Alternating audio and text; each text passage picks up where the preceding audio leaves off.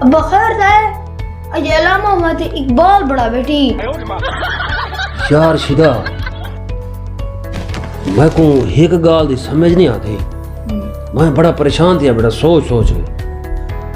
वो गाल ये है कि रात मैं तेरी माँ ने पूछे कि ए दस नेक बख्त तैकू सुना पाए चाहिए शोहर चाहिए या अक्लमंद पाए चाहिए केड़ा चाहिए। अम्मा पीछे जवाब देते उन्हें के ना मेरे को सुना चाहिए ना मेरे को अक्लमंद चाहिए। बस हमें तू ठीक है। इनका क्या मतलब है?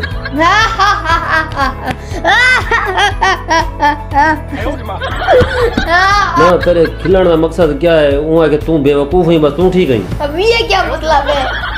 बात की थी यारा।